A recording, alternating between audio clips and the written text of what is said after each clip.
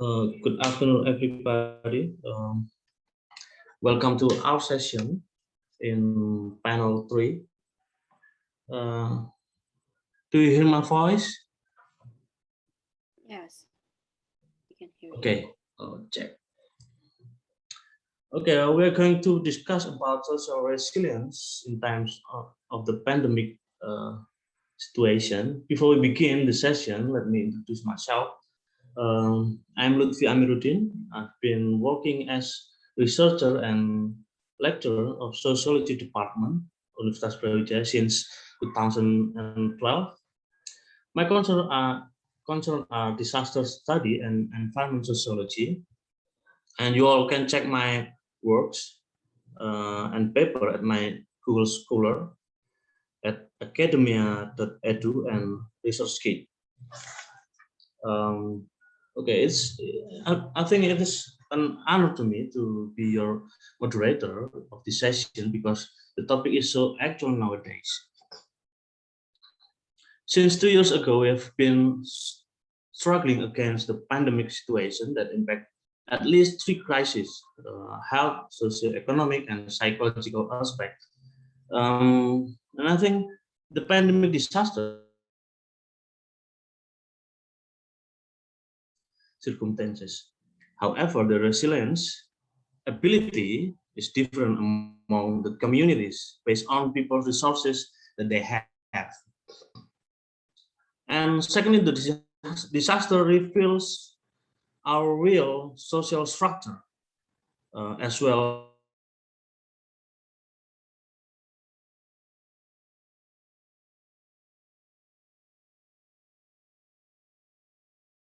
Discuss how the society respond first and then feel more resilient as well. So it is your turn to expose your idea. I think maybe 7 ideas that include in the third panel. So let me mention on one by one. You have only at least 2 minutes, 10 minutes to present your idea, and 5 minutes for each presenter in a Q&A session.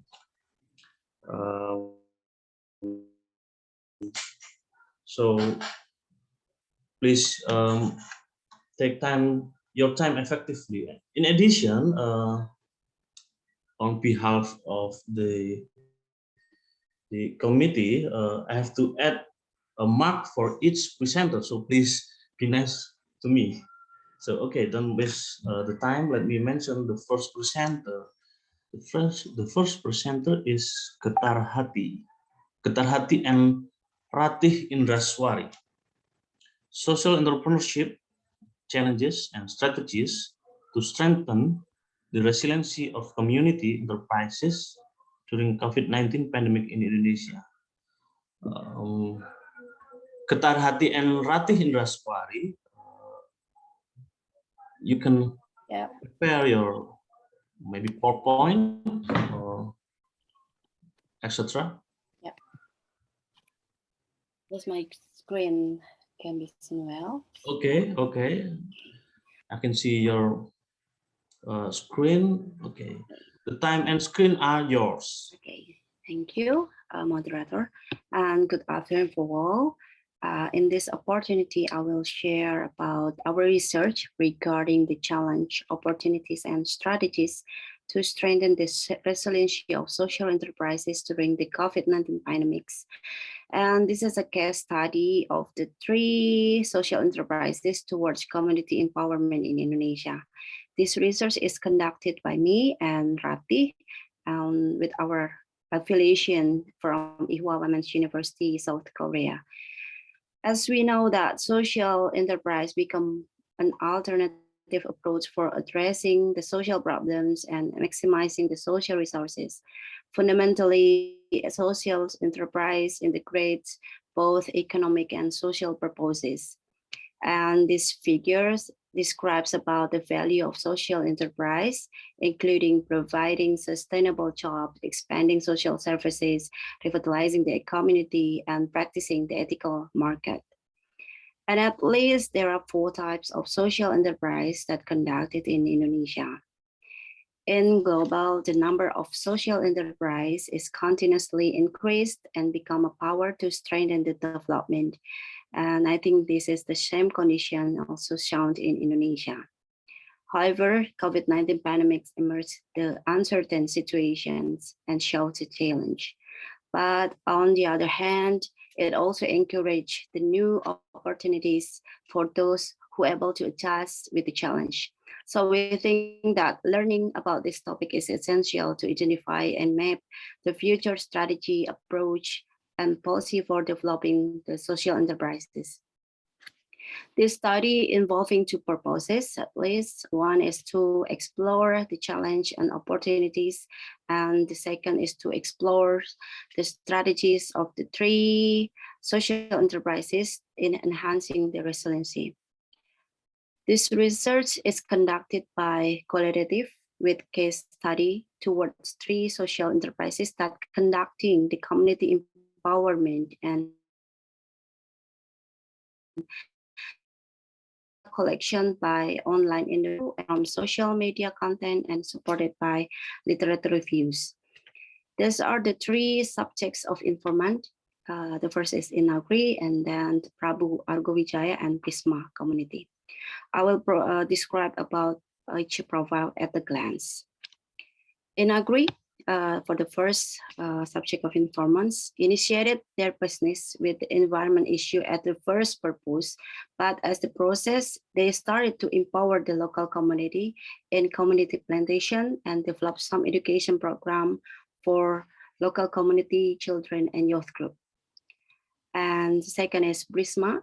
Brisma is the main program that initiated through faith-based social enterprise, Pesantren Al Muhtadin.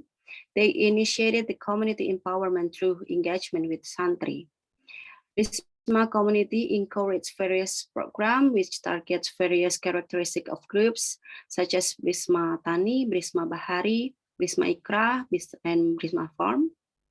And the third social enterprise is Prabu Argowijaya that was initiated by concerning on environment sustainability, health maintenance, and poverty problem issues.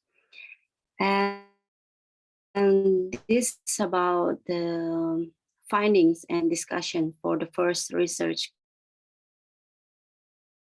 Based on the data analysis, for the first about the challenge, we have identified and categorized into 4 things. That first is related to the restriction policy that influence the social distancing and limit the face-to-face interaction in social enterprise group, within social enterprise group, and then with the partners and with consumers for sure. And related to the case, Inagri has to terminate some program like Kebun Edukasi and Sunday Market program, which actually give the opportunity to local community, school age children and youth group to learn about the plantation. Also force them to stop the profit source from the product selling through Sunday Market. And the second is about the changing of partner and network systems, such as market share, related to the case that some restaurants has to reduce their sales, has influenced the Prisma community to selling the products. And it also relates to the third condition that they have to find the alternative market. And also about the informants mentions about the limitations of the government support during the pandemic, because they mention about the programs tend to deliver the program such as a webinar and seminar, but not directly targets to cope the crisis itself. Actually, the research subjects mentioned that the pandemics also bring a lot of opportunities. Finally, they can identify that focusing this as the asset for targeting the market sustainability. And then the work from home policy also encourage people to stay at home, and this condition encourages the increasing number of the new consumers and product demands. For example, it relates to the case of Inagri that has the opportunity to create a new method for selling their product directly to I'm so customers. sorry, I have to interrupt you, Keterhati. You have only 3 minutes left. Okay.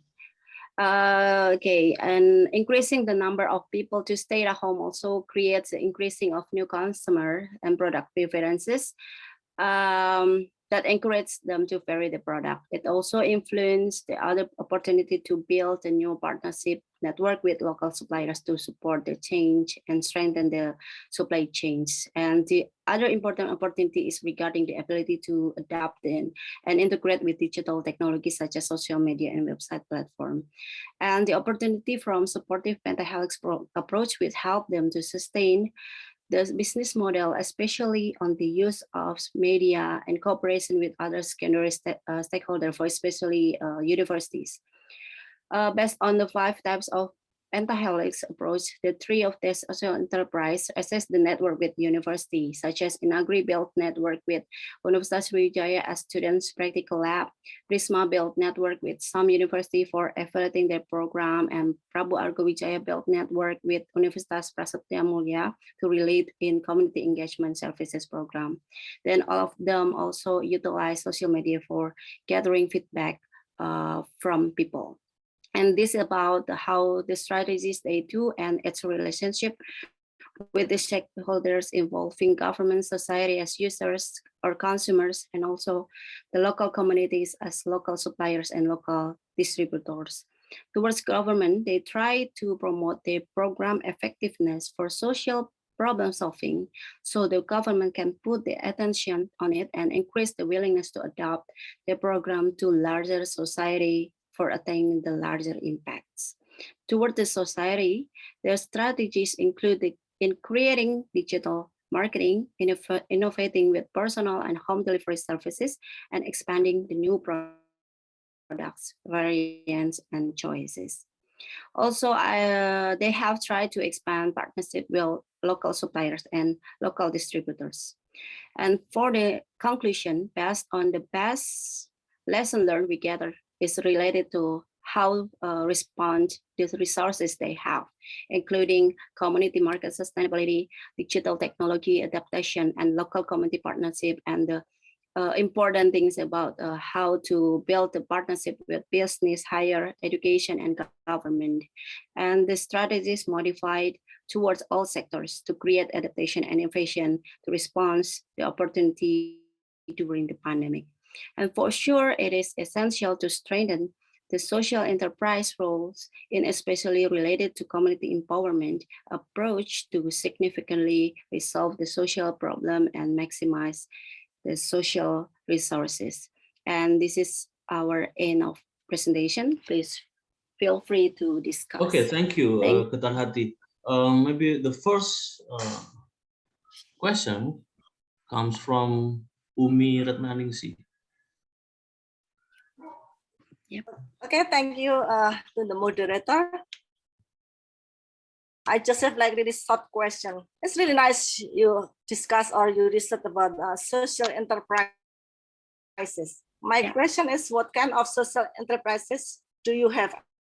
I mean, do you research? Because from my opinion, that there are like many social enterprises, like especially in the pandemic era.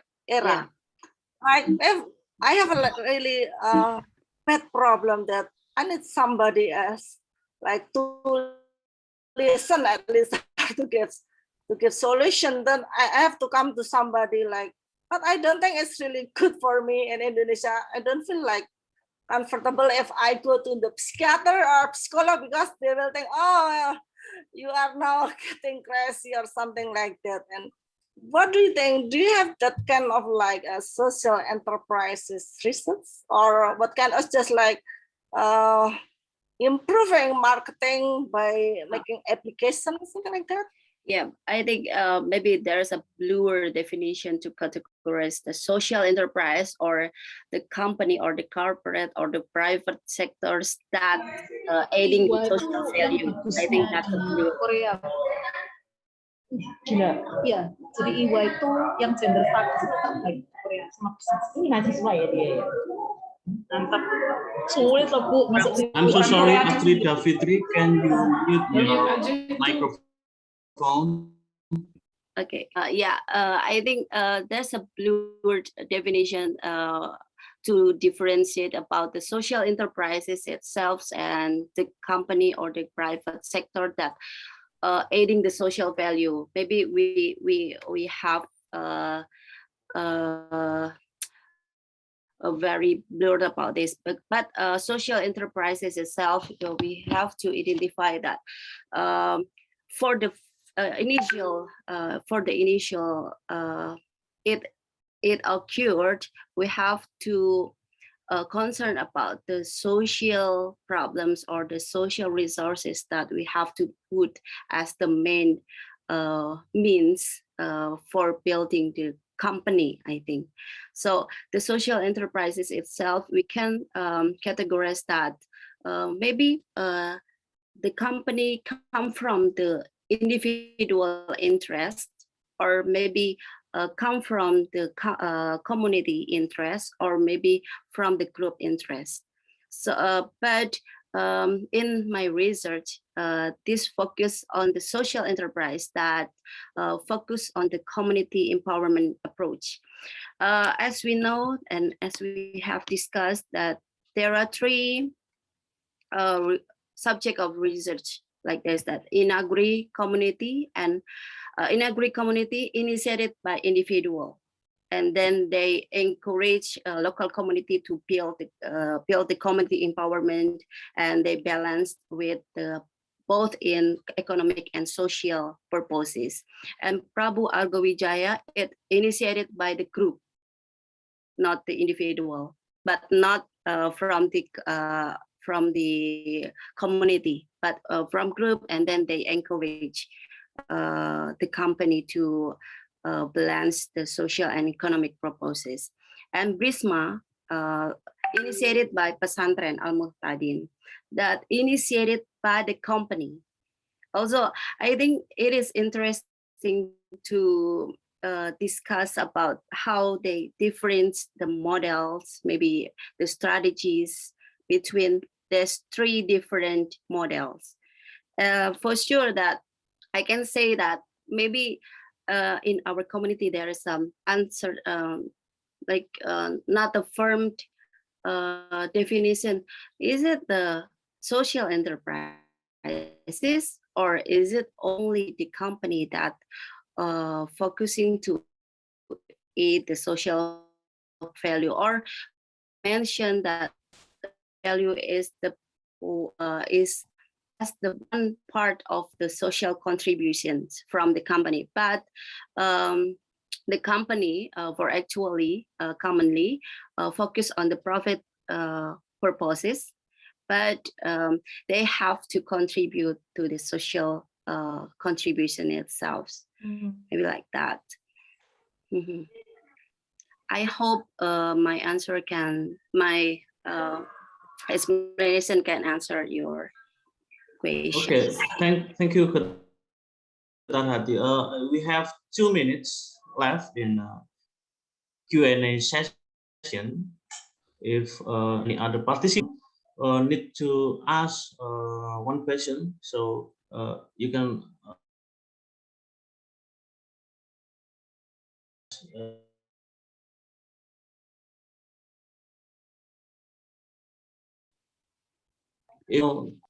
I have one question for you. Do you have a result that different business in the social enterprise build the different kind of resilience, or they have the similar situation of resilience? I think the uniqueness of this research is I found the best practices from the three communities, from the three social enterprises. From the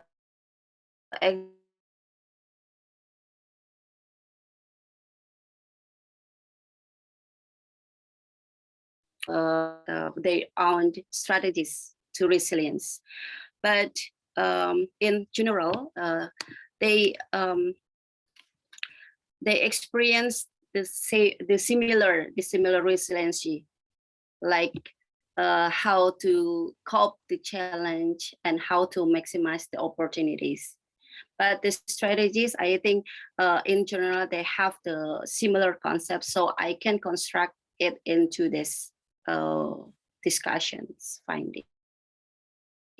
So different kind of business. But for yes, but for the real situation, they can expand the different contexts, like maybe like an Inagri, they have to cope with new partnerships in local suppliers, because there is some limitations with the previous suppliers, so they have to change and have to find the alternative. And surprisingly, there is a small suppliers that exist in local areas, and they can build the partnerships. But I think there is a different experiences that result in Prisma and Prabu Argawijaya. Okay. Can, Any addition from the other can center? Sure. Just gonna address it very briefly on two questions. The first one by Ibu Umi. I think because we focus on social entrepreneurship, the basic thinking and basic concept, it's the business is supposed to be addressing societal issues. And that's why the three socio entrepreneurship we took is actually based on environment, but still it is an entrepreneurship. It means that it's profit-based, but the profit will be in line with the society issues or problems. And the second one, I think that what we found very interesting is how they actually adjust their user interactions, especially with the consumer. And then one thing that I think has a potential is they develop a new kind of, not new kind, but highlighting on the values. Because when we talk about social entrepreneurship, it's probably going to be competitive if we just see it from the pure entrepreneurship mindset. But when we add value into it, it's going to be able to sustain the business in the long term. I think that's another input. Okay. That's a differences between and business prices. Okay, we have to go to the second presenter.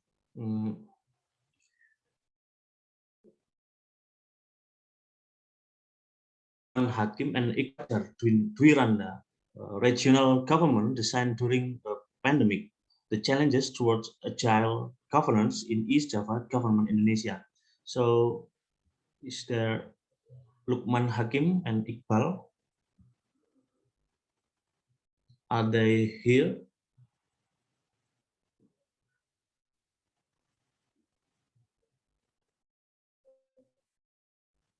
Iqbal and Lukman Hakim?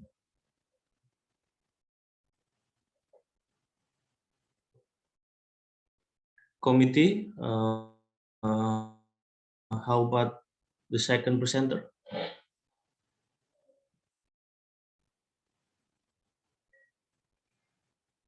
Okay, last call for Lukman Hakim and Iqbal Fajar.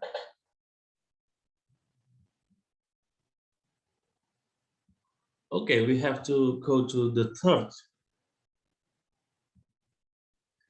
And here we have Anik Susanti and Nyimas Nadia. Adaptation of the Glubuk Lakah tourism dealing with the COVID-19 pandemic. Adaptation is actually an old concept of new situation. So Anik Susanti and Nyimas, so you can prepare your presentation here. Okay. Thank you, Mr. Lutfi. Permit me to present our paper in Bahasa Indonesia. Selamat siang, Bapak Ibu, mohon izin. Saya mau share screen.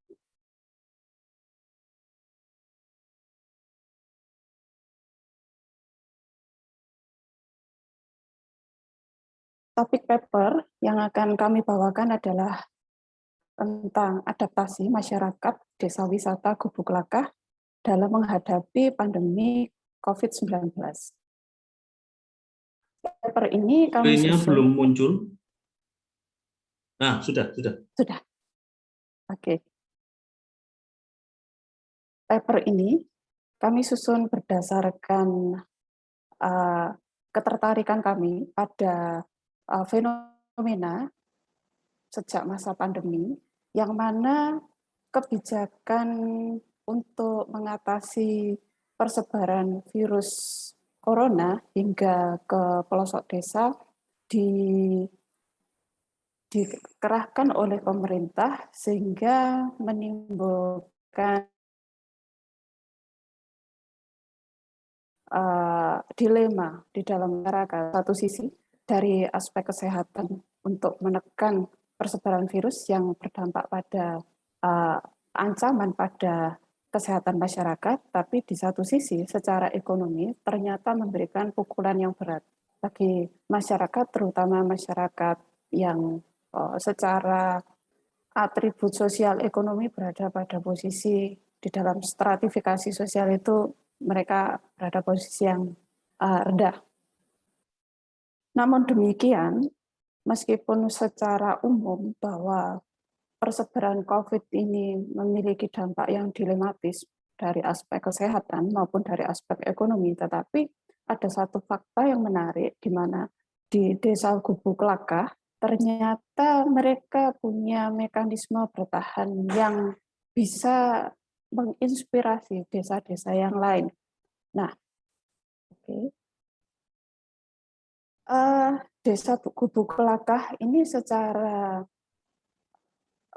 lokasi adalah desa yang rawan bencana karena berada di sekitar Taman Nasional Bromo Tengger Semeru, yang mana ketika ada erupsi Gunung Bromo yang secara periodik ternyata memberikan dampak baik segi ekonomi maupun kebertahanan masyarakat sekitar.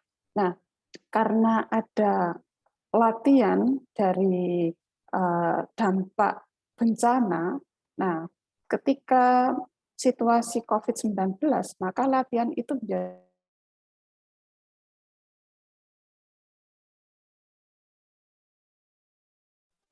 bagi dari tim peneliti untuk bisa mengulik lebih dalam ada apa di balik itu.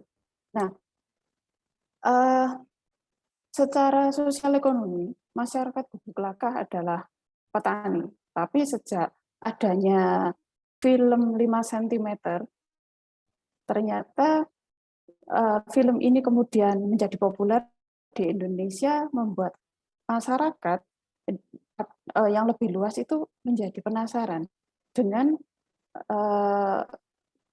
Taman Nasional Bromo Tengger Semeru, terutama ke jalur pendakian Semeru, yang mana sebelum adanya film itu umum ditempuh melalui Probolinggo, Pasuruan, dan Lumajang. Tapi setelah adanya film itu jadi populer di jalur melalui Malang, sehingga itu memberikan dampak yang positif bagi masyarakat sekitar.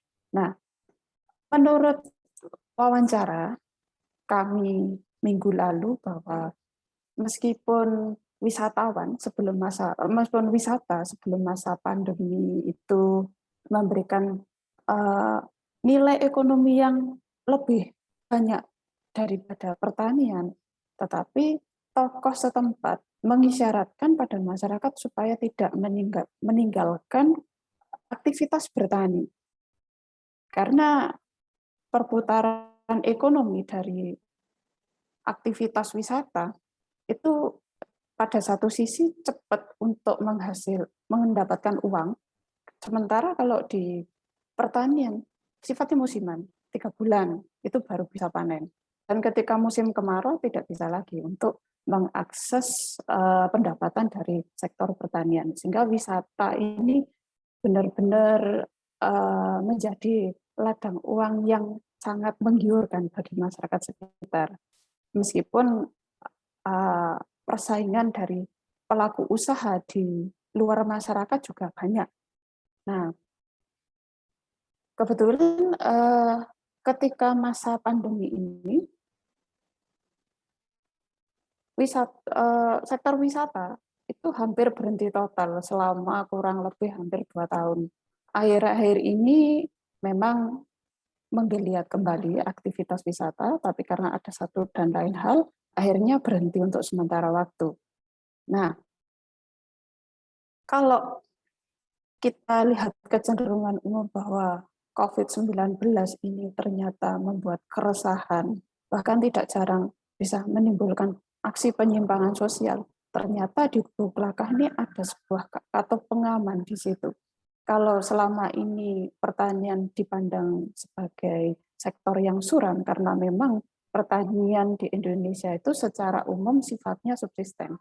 Karena luas usahanya juga tidak lebih dari 1 hektar. Nah, namun di Desa Gubuk Lakah, pertanian ini memegang peran yang penting sebagai katup pengaman. Juga ada aktivitas di luar pertanian, semisal pekerjaan serabutan, itu tetap dilakoni oleh masyarakat. Tapi pertanian di sini mengambil peran yang penting. Kemudian untuk menyikapi dari aspek kesehatan, sebenarnya pemerintah sudah mensosialisasikan bahwa corona ini ternyata bisa mengancam kesehatan. Nah, masyarakat di sana sebenarnya punya mekanisme sendiri supaya bisa tetap merasa aman dari aspek kesehatan. Mereka mengakui kalau dites menurut prosedur medis memang hampir merata,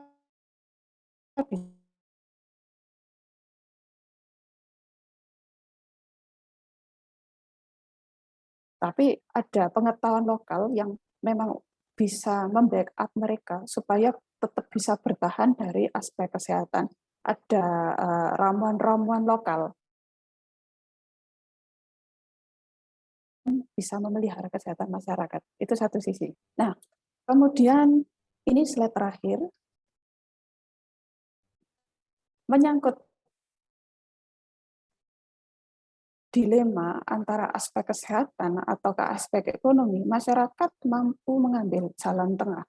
Pada satu sisi, mereka menyadari bahwa sebenarnya psikosomatis, ketakutan yang berlebihan pada virus corona, mereka tahu itu bisa membuat mereka stres, rawan sakit, sehingga mereka menanggapinya dengan biasa-biasa saja, tetapi tetap taat kepada aturan pemerintah. Tapi di satu sisi mereka juga tidak melulu bergantung kepada pemerintah, mereka berupaya untuk memaksimalkan potensi yang ada di Desa Gubuk Lakah supaya terus bisa bertahan hingga saat ini.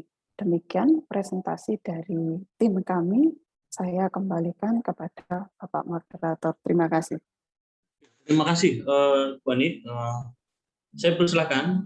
Sebenarnya masih ada 2 menit tersisa. Saya persilakan kepada para partisipan lain untuk mengajukan pertanyaan. 5 menit kesempatannya.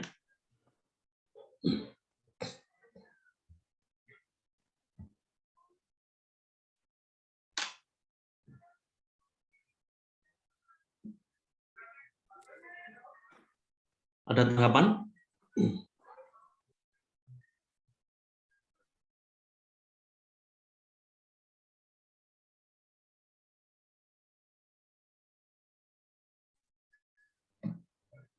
She's talking about adaptation of local community in Bromo Mountain.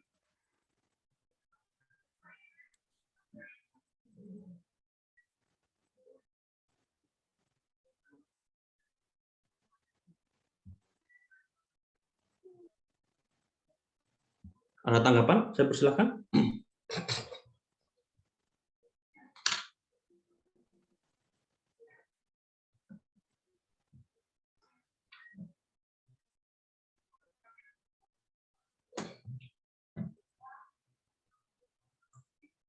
Untuk sesi kedua ini, sesi ketiga, kita masih punya waktu sampai 14.20. Oke. Is there any local ritual way to COVID-19? Ya, ini pertanyaannya. Mau silakan. Baik, terima kasih Pak Indar. Memang benar di sana ada ritual untuk menangkal pagebluk. Itu ada. Karena memang secara tradisi mereka masih melaksanakan tradisi lokal masyarakat Tengger, itu masih. Tapi di sisi lain mereka juga menjalankan kepercayaan yang menurut agama Islam. Nah, dua hal ini membuat mereka yakin bahwa pagebluk dapat mereka hadapi dengan bertahan. Sampai saat ini, kalau kita berkunjung ke Desa Gubuk Kelakah, ya seperti nggak ada apa-apa di sana, ya berjalan seperti biasa aja. Seperti itu. Itu Pak Indar.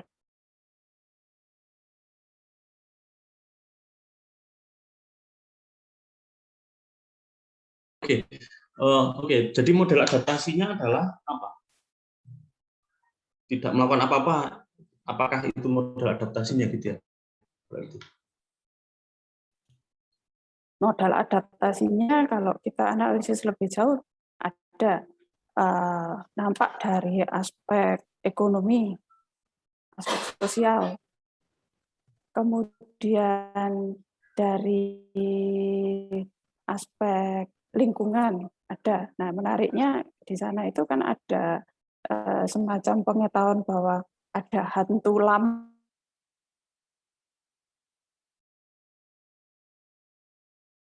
Nah, itu untuk ketika yang ya warga sekitar yang biasanya berkumpul ketika malam hari mengadakan hajatan, yang kumpul-kumpul itu menjadi lebih berkurang, sehingga isu-isu tentang lampor itu nampaknya menjadi semacam cara untuk menekan persebaran virus. Itu bermanfaat buat masyarakat di sana.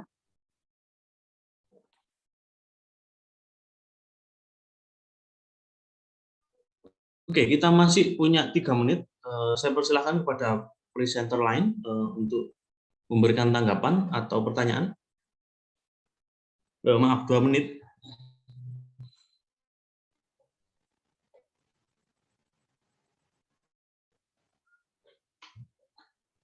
Oke, kalau tidak ada, terima kasih untuk presenter atas nama Andi Susanti dan Dimas Nadia Izana. So we have to turn in the fourth presenter, Rizky Bahtiar, Andi Setiawan, Irma Fitri, Briefing Room, Sustainable.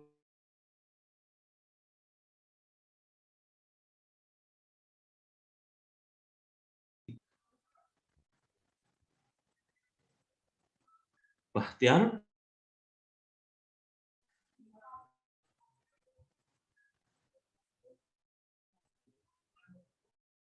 Rizky Bahtiar.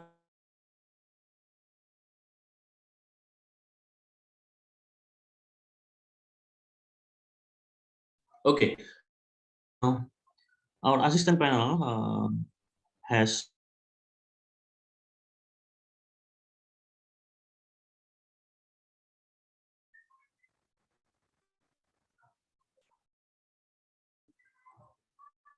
is it ready for playing the video? Assalamualaikum warahmatullahi wabarakatuh. Good morning, everyone. It's an honor to speak in front of you all. I'm Rizky Bahtiar from Faculty of Social and Political Sciences, Universitas Brawijaya. So sorry, on behalf of my colleagues Andi Setiawan, Irma Fitriana Upa, and Prisa Listening Room, I would like to present our paper entitled Sustainable Livelihood Approach as an effort to face the pandemic COVID-19 in Aren Village, Bontang City. This research is based on pandemic situation that has various negative impacts, especially economic and social aspects. As the object of this research, Aren Village has also various vulnerability factors such as economic, environmental, and even social vulnerability. However, even though Aren Village is naturally classified as a vulnerable village, we found that the village has managed to survive the pandemic and prepare themselves to develop further. Based on those short explanation, our research question is what makes Aren Village able to survive during the pandemic situation?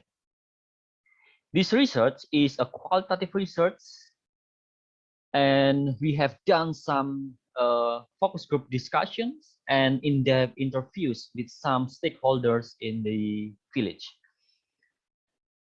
This research is also utilizing the sustainable livelihood approach to unpack the problems and the situation in the village, which has 5 aspects, namely human assets, public assets, financial assets, physical assets, and lastly, social assets. In general, Kampung Aren Village is one of the area in Bontang City and its existence has been known since 1979 and began to be inhabited since 1982. So it's relatively new. The Aren Village has been a slum area for years and the level of social conflict is quite high.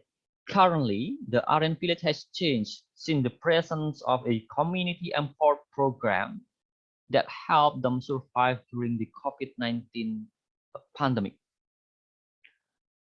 The program is initiated by Inbis Permata Bunda that is connected to PKT Bontang.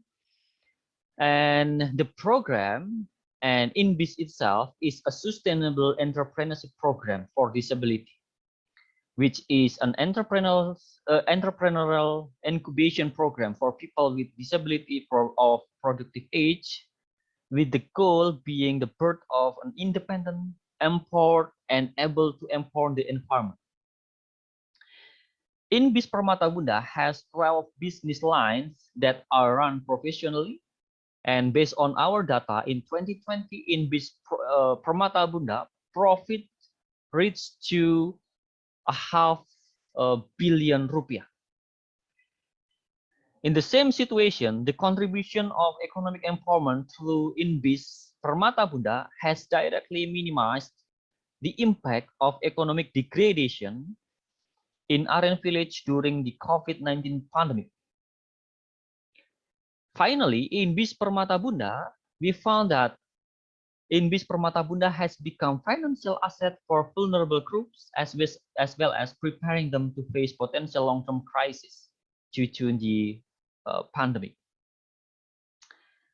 The principle of inclusivity, as evidenced by the availability of disability houses, specifically shows that there is social acceptance of the presence of disability groups in Aren Village that is initiated by Inbis Permata Bunda. In this case, inclusiveness is directed as much as possible towards one goal, namely improving the quality of life of the community. In the process of improving the quality of life, the program has 2 main outputs. First, increasing human resource capacity, and second, accelerating and preventing the COVID-19 pandemic.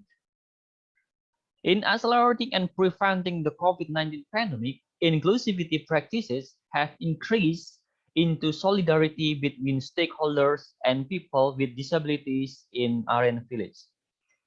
Please make a note that those programs are initiated and pushed by Inbis Permata Bunda.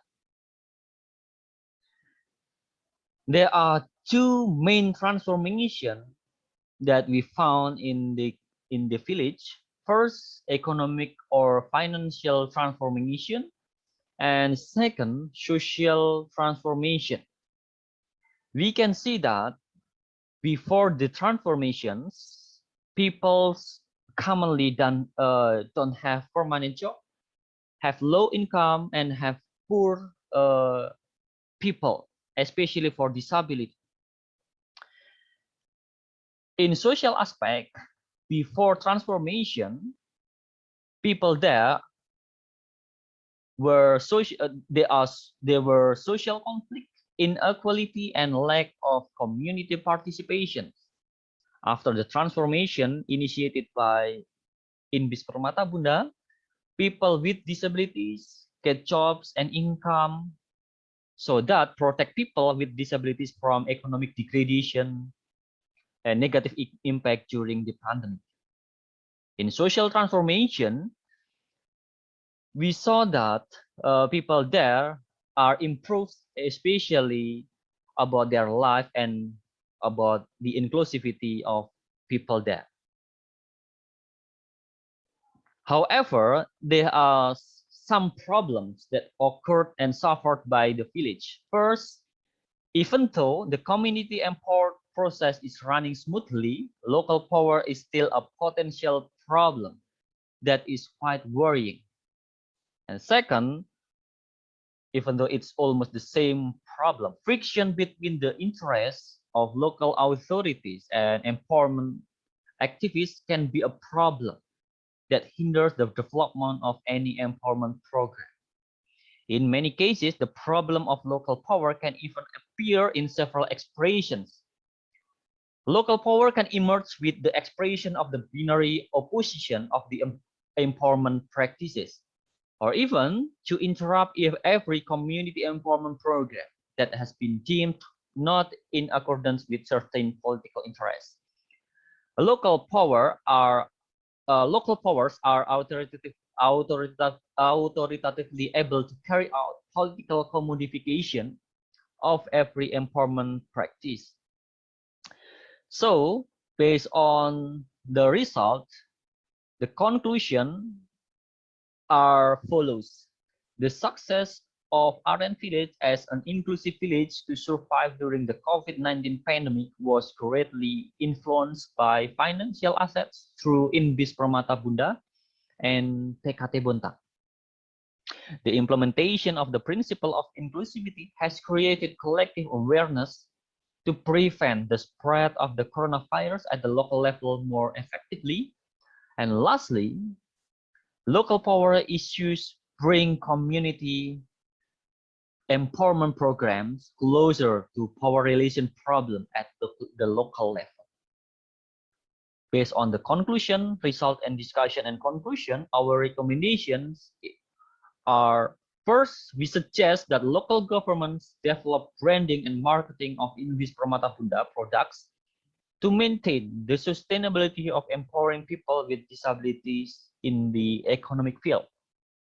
Lastly, we also recommend that the collaboration process between stakeholders and the management of Aren Village can be developed beyond the economic, financial, and environmental fields to maximize capacity building and independence of people with disabilities. I think it's all. Thank you very much for your attention. I would like to hear your questions and discussion. Thank you very much again. Wassalamualaikum warahmatullahi wabarakatuh.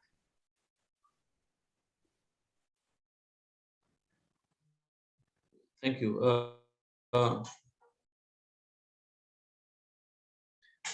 Actually, I don't know how to conduct a Q&A session in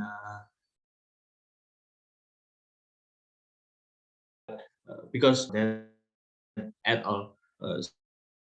So if you have a question, please ask me, and then maybe I can send your question to committee or the presenter.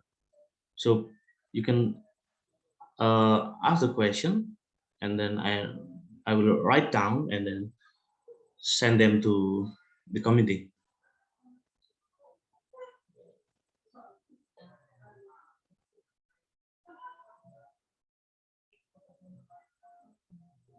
We have 5 minutes until 2:35 p.m. to conduct Q&A session for the fourth video session. You can ask me a question.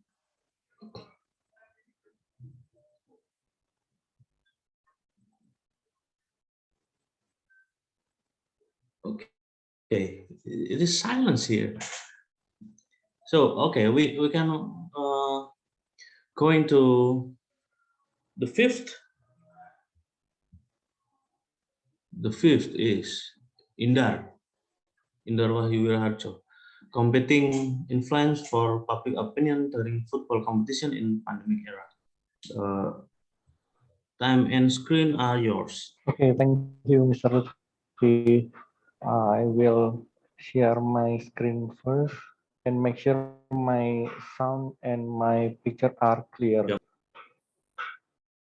Okay, thank you. First of all, I want to tell you that I will present my research about entitled Competing Influence for Public Opinion During Football Competition in Pandemic Era.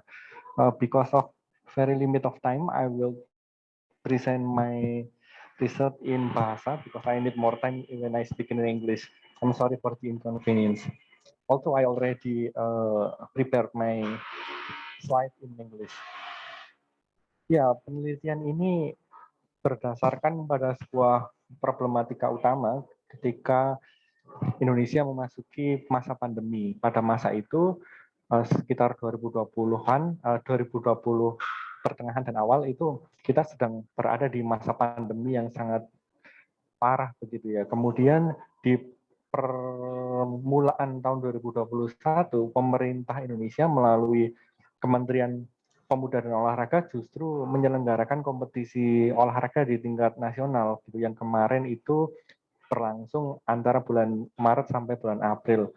Problem utamanya adalah ada kekhawatiran bahwa kompetisi sepak bola itu akan menghadirkan banyak orang meskipun secara regulasi dia diselenggarakan tanpa penonton gitu. Karena kecenderungan pola yang terjadi selama ini ketika ada pertandingan sepak bola tanpa penonton masih banyak sekali supporter yang hadir di sekitar stadion dan berkerumun. Nah, problematika itu menjadi sebuah paradoks karena di satu sisi pemerintah berusaha untuk menekan kerumunan, tapi di sisi yang lain dia justru menyelenggarakan event yang itu berpotensi menghadirkan kerumunan. Dari sana kemudian riset ini berusaha untuk melakukan kajian tentang kontroversi kompetisi sepak bola dengan judul Piala Kemenpora di tahun 2021 terutama melalui media sosial Twitter. Pertanyaan utama yang diajukan dalam riset ini ada dua. Yang pertama tentang bagaimana jaringan sosial yang terjadi atau terbentuk dalam hashtag Piala Kemenpora. Lalu yang kedua, kenapa para influencer itu berusaha untuk berkompetisi gitu untuk memenangkan opini publik melalui hashtag Piala Kemenpora. Nah, pertanyaan-pertanyaan itu sebenarnya didasarkan pada kajian terhadap riset yang terdahulu. Saya sudah melakukan sebuah state of the art begitu ya terkait dengan penelitian-penelitian yang berkaitan dengan pandemi dan kompetisi olahraga. Kecenderungannya riset yang semacam itu bisa kita petakan menjadi 3 model. Yang pertama adalah riset yang berkaitan dengan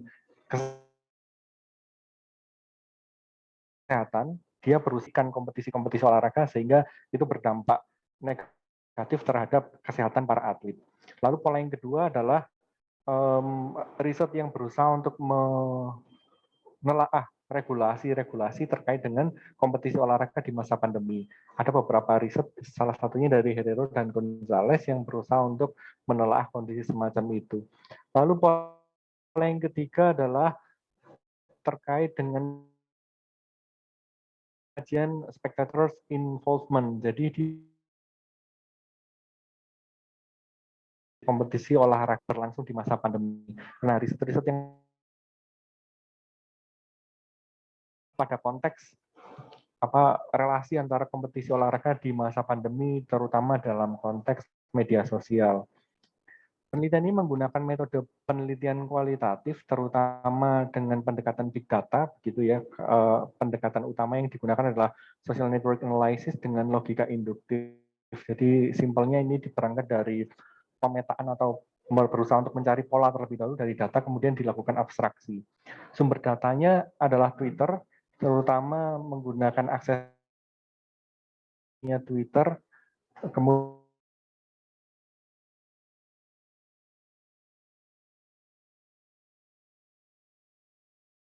software atau alat bantu untuk Excel selama 1 bulan kira-kira kan sekitar 54.000 tweets yang berkaitan dengan hashtag Piala Kemenpora.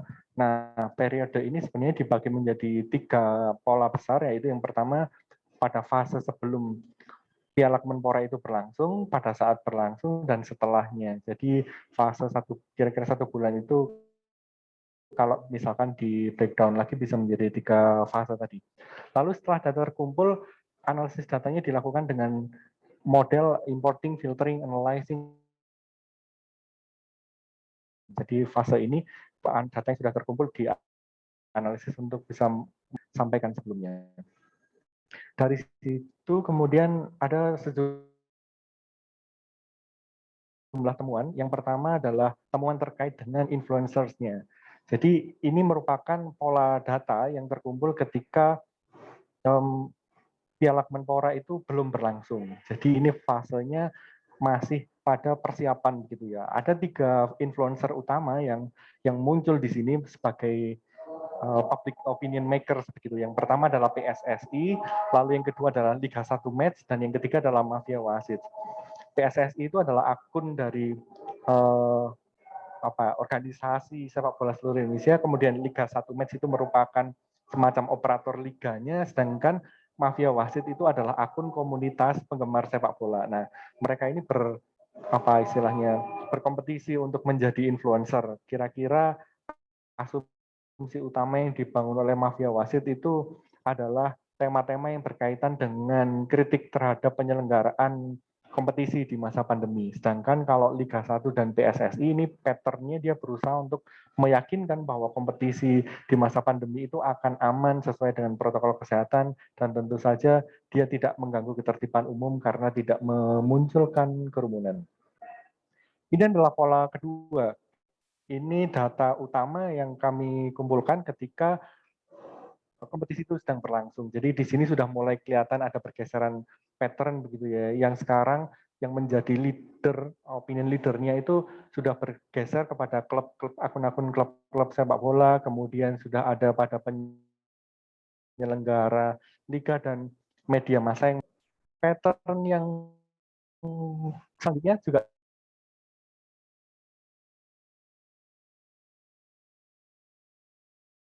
kita mengkolek data pada saat kompetisi berlangsung. Jadi masih ada ada akun-akun dari klub sepak bola, kemudian media massa yang menyiarkan, dan ini masih sama dengan yang tadi bahwa dia ada media komunitas.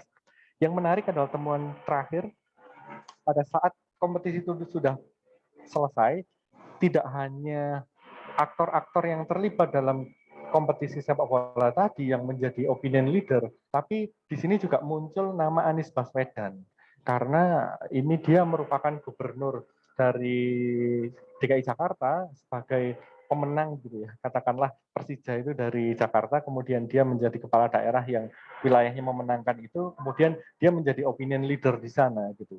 Sehingga ini memunculkan aktor di luar sepak bola ketika kita bicara kondisi pasca kompetisi. Nah, sekarang apa yang bisa kita tarik dari data yang semacam itu tadi? Kita bisa melihat bahwa di sini ada aktor-aktor yang berkompetisi untuk mempengaruhi opini gitu. Yang pertama adalah institusi, yang kedua adalah media, dan yang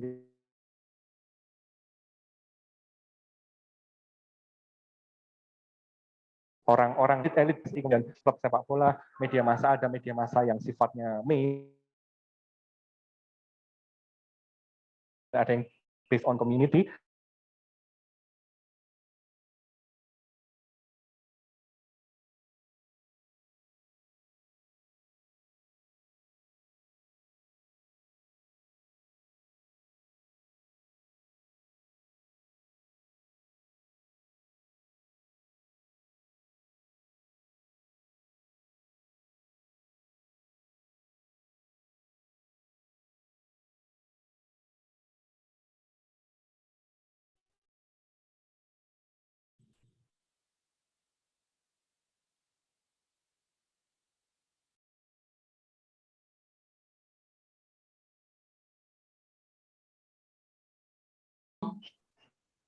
Halo, halo.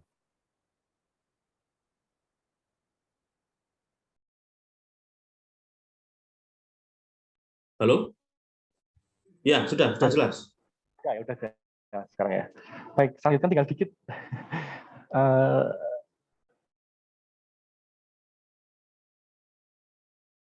Di sini tadi ya, jelas tadi dia berusaha untuk melakukan sosial kontrol sekaligus melakukan kritik terhadap penyelenggaraan kompetisi di tengah pandemi. Kemudian kalau institusi mereka berkompetisi agar dia bisa memperoleh simpati sehingga mereka bisa menjalankan regulasi terkait dengan kompetisi dan protokol kesehatan. Sedangkan kalau dari corporate, dia prinsipnya berkompetisi itu agar mengamankan sumber dayanya ya. Misalnya kalau kita lihat media massa yang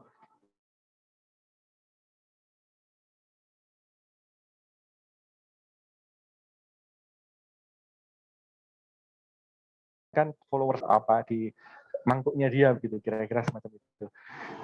Jadi simpulannya yang terakhir adalah ada 2 poin. Yang pertama, ketika kita membicarakan polemik dalam penyelenggaraan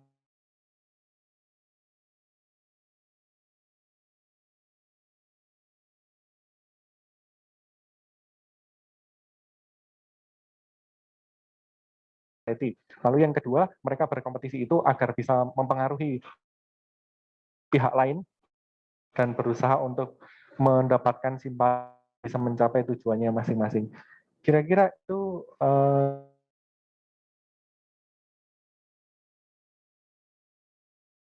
time is yours. Terima kasih presentasi.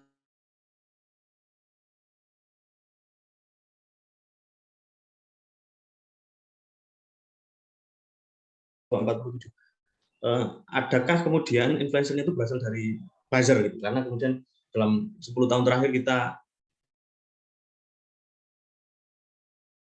akrab dengan buzzer. Ketika dikritik habis-habisan sama netizen, maka counternya itu bukan memperbaiki sistem, tapi yang dilakukan adalah justru menyewa buzzer. Nah, di kasus yang sama, apakah ada masuk dalam akun-akun yang masuk dalam kategori buzzer? Seperti itu. Untuk partisipan yang lain, saya persilahkan.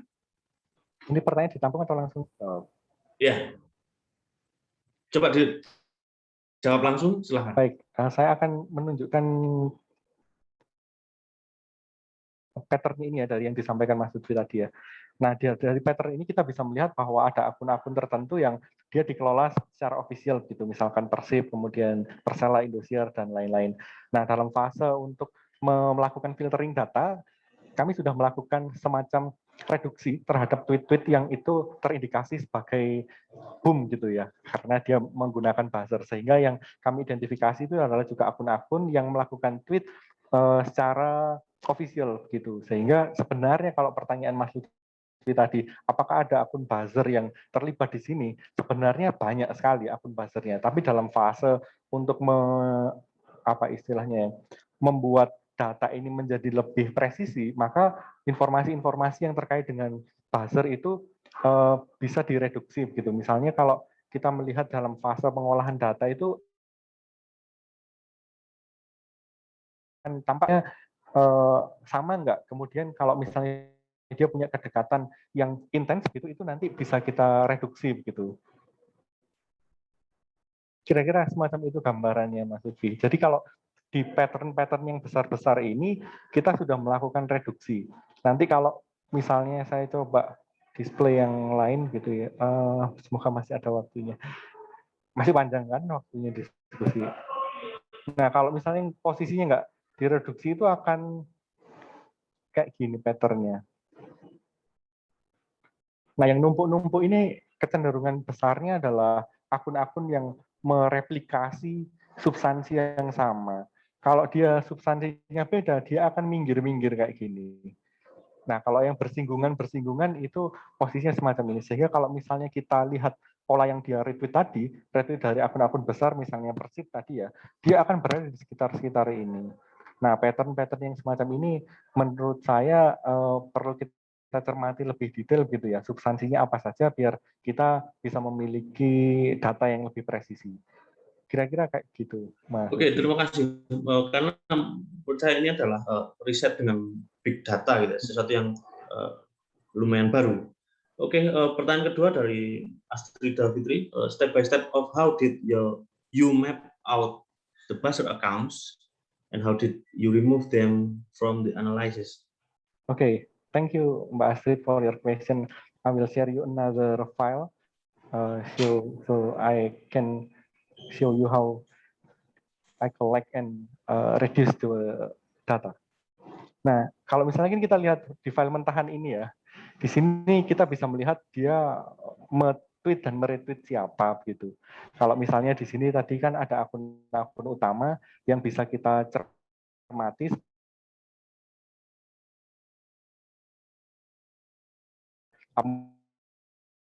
Kemudian hanya di sini semuanya gitu. Ini data yang saya peroleh posisinya pada saat kompetisi berlangsung, sehingga di sini yang banyak muncul itu adalah klub-klubnya. Nah, sehingga dari sini saya sudah bisa melakukan identifikasi kira-kira kalau yang jadi buzzer itu yang mana. Nah, ini kan udah kelihatan ini akun-akunnya. Misalnya dia adalah akun yang sifatnya official, berarti dia bukan buzzer gitu. Tapi kalau akun-akun yang katakanlah tidak familiar, kemudian dia kok tiba-tiba jadi opinion leader, itu kan sesuatu yang dalam tanda petik perlu kita curigai sebagai buzzer. Nah, di sini kita sudah bisa melihat kalau di yang Vertex 2 ini nama-namanya sudah familiar semua ini. Persib, official, kemudian Tribun, dia menjadi opinion leader sehingga ketika nanti diformulasikan atau divisualisasikan, dia akan bisa muncul posisinya sebagai leader yang kayak gini. Dia mempengaruhi opini publik sehingga bisa katakanlah mengubah mindset orang tentang apa itu pertandingan yang fair, apa itu pertandingan yang sesuai dengan protokol kesehatan, dan apa itu kompetisi uji coba misalnya kayak gitu ya. Jadi posisinya kalau kembali ke pertanyaan Mbak Astrid, bagaimana langkah-langkah kerjanya itu bisa difiltering melalui data mentahnya tadi setelah di-collect menggunakan Node Excel Mbak Astrid. Semacam itu Pak Lutfi.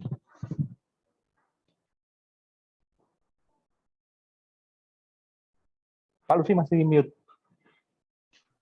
Oke, terima kasih Mas Indra sudah memberikan idenya. Kita akan beralih ke 6. So we have Ika Herani, the relationship between disgust and anti-vaccination attitude in students. Ibu Ika.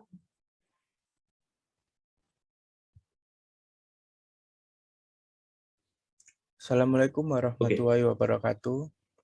Terima kasih saya sampaikan kepada Bapak dan Ibu dan saudara-saudara sekalian yang telah hadir dalam presentasi ini. Perkenalkan, nama saya Muhammad Habib Nur Fawaid. Saya akan menjelaskan penelitian kami, yakni yang berjudul Hubungan antara disgust dan anti-vaccination attitude pada mahasiswa. Saya akan menjelaskan abstrak penelitian kami, yakni semakin meningkatnya kasus COVID-19 membuat pemerintah mulai menerapkan pelaksanaan vaksinasi untuk seluruh warga di Indonesia. Beberapa hambatan awal pada saat vaksinasi tidak mencapai target, salah satunya adalah sikap terhadap vaksinasi dan rasa jijik terhadap jarum suntik atau darah. Penelitian ini bertujuan untuk mengetahui hubungan antara disgust atau rasa jijik dengan sikap terhadap vaksin atau anti-vaksin attitude pada mahasiswa di masa pandemi COVID-19. Penelitian ini dilakukan kepada 150 mahasiswa dengan karakteristik masih belum mendapatkan vaksinasi COVID-19. Skala Vaccination Attitude Examination atau VAX untuk mengukur vaccination attitude, dan skala Disgust Emotion Scale atau DES untuk mengukur disgust. Disgust digunakan dalam penelitian ini. Hasil dari analisis data dengan menggunakan person product moment diperoleh hasil bahwa disgust tidak memiliki korelasi terhadap anti-vaccination attitude. Pada Maret tahun 2020, negara Indonesia menjadi salah satu negara yang masyarakatnya terjangkit virus corona. Kasus positif virus corona yang bertambah banyak setiap harinya membuat pemerintah menerapkan kebijakan-kebijakan baru, yakni salah satunya mulai menerapkan vaksinasi untuk masyarakat Indonesia. Lalu pada bulan Desember tahun 2020, pemerintah Indonesia menetapkan 7 vaksin yang akan dapat digunakan untuk pelaksanaan vaksin di Indonesia. Vaksin tersebut diproduksi oleh AstraZeneca, PT Bio Farma, Sinopharm, Moderna, Novavax, Pfizer, dan Sinovac. Di bulan Desember tahun 2020 juga dilakukan survei oleh lembaga Populi Center terhadap 1.000 responden di 100 kabupaten atau kota yang tersebar secara proporsional di 34 provinsi. 40% menolak diberi vaksin oleh pemerintah. Salah satu alasan penolakan tersebut yakni takut atas jarum suntik. Di bulan Januari tahun 2021, Center for Strategic and International Studies melakukan survei terhadap 800 responden di DKI, di Jakarta, dan DI Center di Yogyakarta. Survei itu menunjukkan anak muda usia 17-22 tahun tidak percaya pada kemanjuran vaksin yang akan diberikan oleh pemerintah. Ketakutan atas jarum suntik merupakan perilaku yang termasuk dalam salah satu dimensi dari rasa disgust, yakni ketakutan atas blood and injection. Sedangkan anti-vaccination attitude adalah sikap menolak melakukan vaksinasi. Beberapa alasan penolakan vaksinasi, yakni tidak percaya pada manfaat vaksin. Kemudian khawatir pada efek samping yang akan diberikan setelah penggunaan vaksin tersebut, dan lain-lain.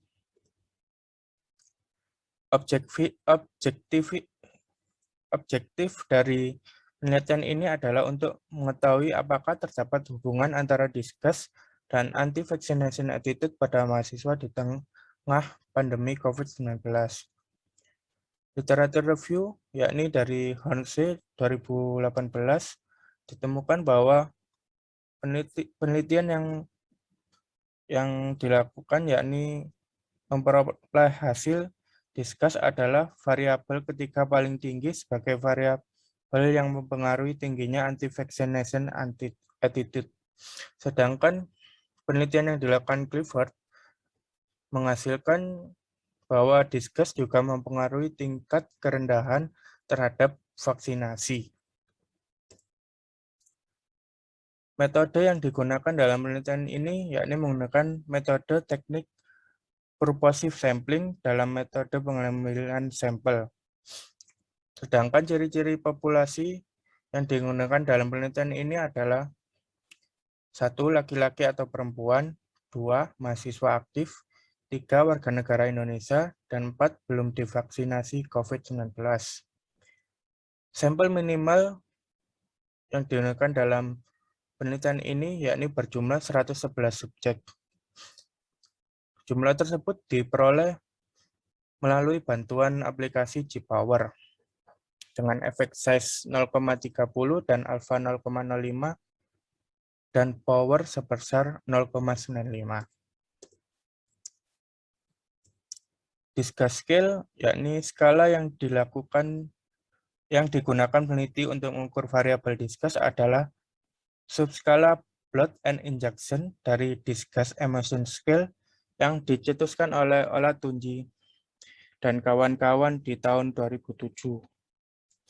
Dengan menggunakan skala Likert 5 poin, mulai dari 0, yakni tidak jijik atau memualkan sama sekali, sampai dengan 4, rasa menjijikkan atau memualkan yang sangat luar biasa.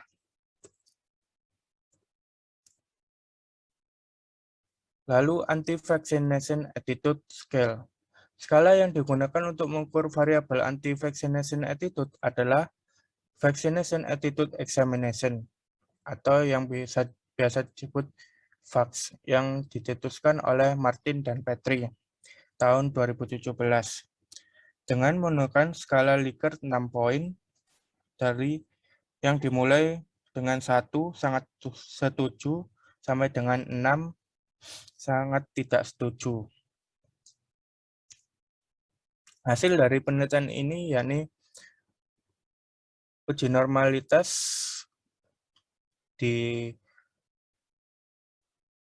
yakni menghasilkan nilai signifikansi sebesar 0,200 yakni lebih besar dari 0,05. Maka dapat disimpulkan bahwa nilai residual berdistribusi normal.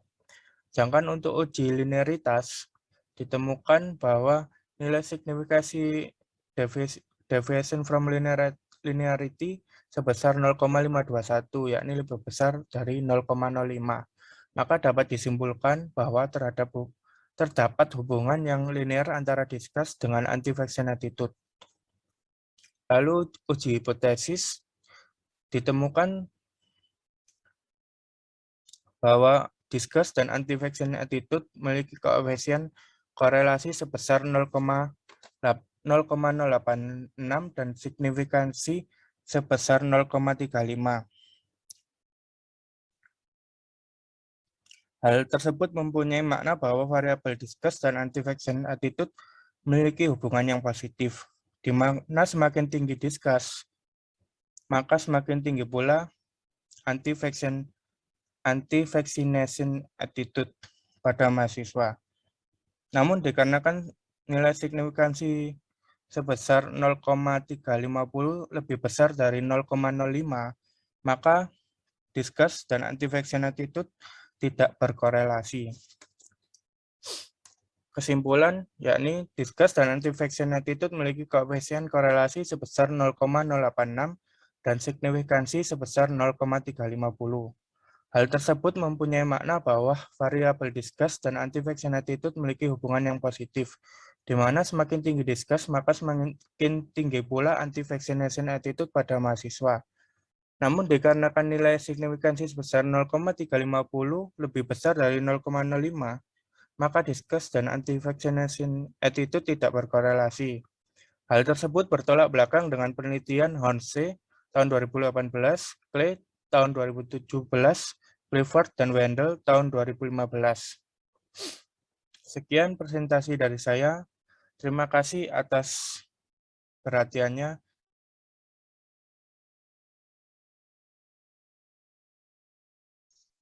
Oke, thank you. Terima kasih untuk Ibu Ika Herani yang sudah memberikan video.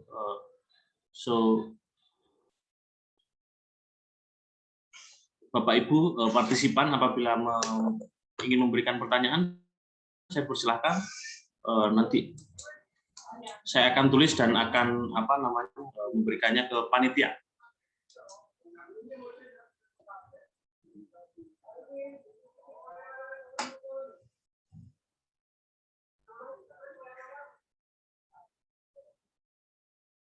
Belum, tidak ada.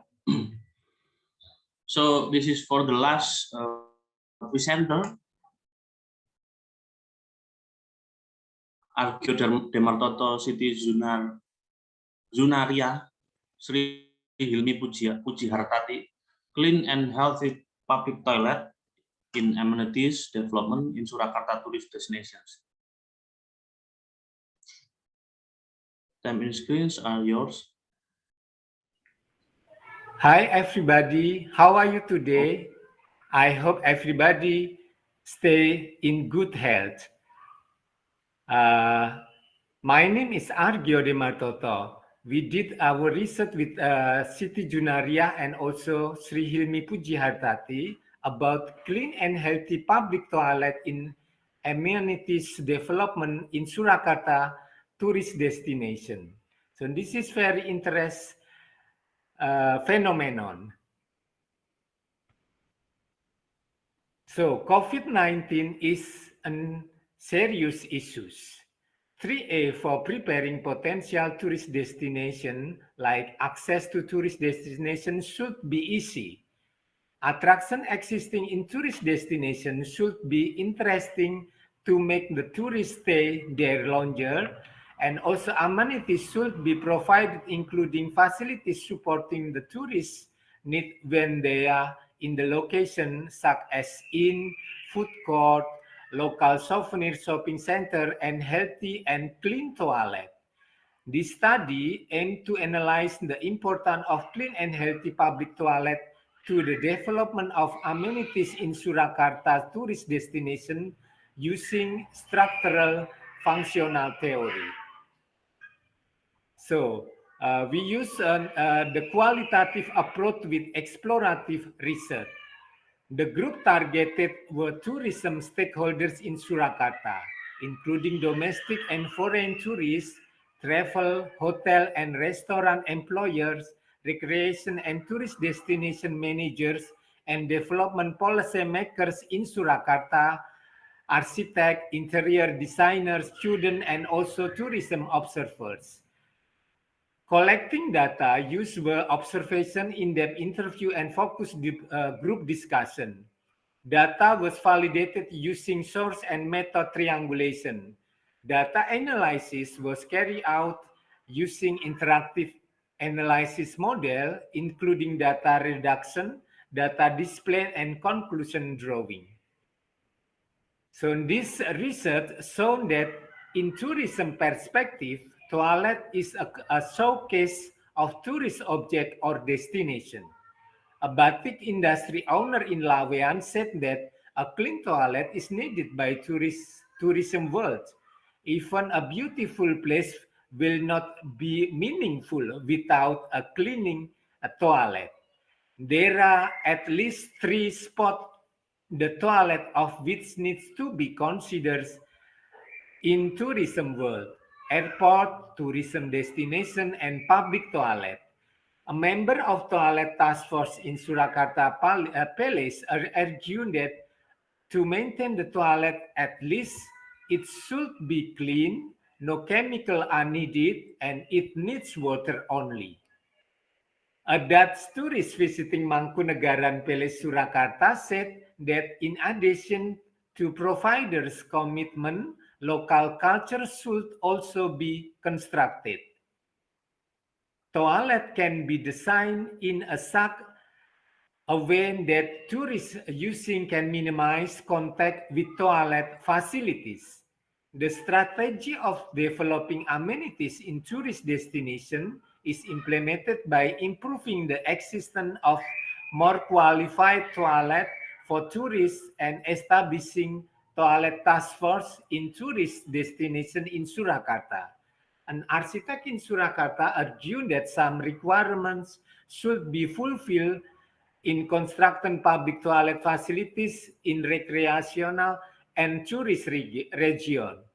In addition to cubicle or closed area, toilets should be equipped with wash basin area providing such accessories as mirror, hand washing faucet, and then soap dispenser, and also hand dryer.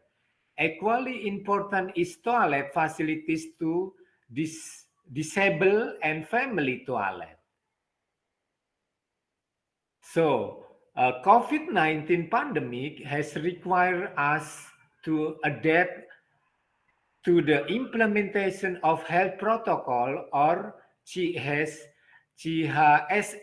Clean Line, Health, Safety, and Environment Sustainability principles, strictly including providing high-quality toilet in tourist destination.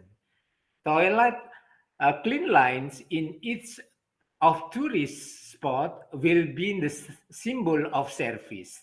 The Clean Healthy Toilet is revitalizing program is a very appropriate to the trend of tourists today. because clean line and health factors are important in improving the tourist trust. So our conclusion saying that an indicator of clean, beautiful, and comfortable tourist destination is the supporting toilet. All parties should care about the facilities supporting tourism realm that absorbs foreign tourist visit to Indonesia. Revitalizing activity is an activity of improving amenities in a number of tourist attractions, including revitalization of toilet and adding other facilities to support clean lines and tourist health, safety, and comfort by implementing health protocols strictly.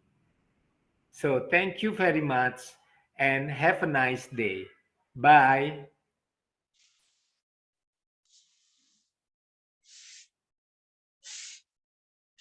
Terima kasih.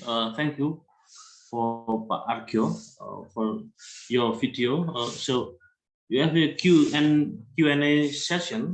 We have time until 3:16 p.m. Does anyone have a question? I do. Okay, Ibu Umi. Your question is addressed for Pak Argyo. Okay. Thank you, Is it right? moderator. Okay, thank you, moderator, for the time. It's really interesting for your research topic that you try to research about the cleanness to the toilet and the what we call public tourism. And I think toilet is like a basic need. It's basic need that is really must be provided to all of the people, and especially for the tourists, because tourists can give us many foreign exchange or visa. And one of my question, or I think several of my question is how they allocate the budget from the toilet, because sometimes many people, Indonesian people said, it's better for me to pay, but I can have a clean toilet. You know what I'm saying? That's fine for me to find 5,000 rupiah or even 10,000. So far, the toilet is really clean. The water is good, something like that. And my question is how they allocate the budget and how they manage for the toilet to be really always clean. Thank you. Okay, your question is addressed for Pak Argyo about the amenities development in Solo, about how to manage the cleanliness of those toilet in Solo, right? Okay, maybe I will send your question to the committee and then send again to Pak Argyo for his response. So any other question? But maybe from the other participants.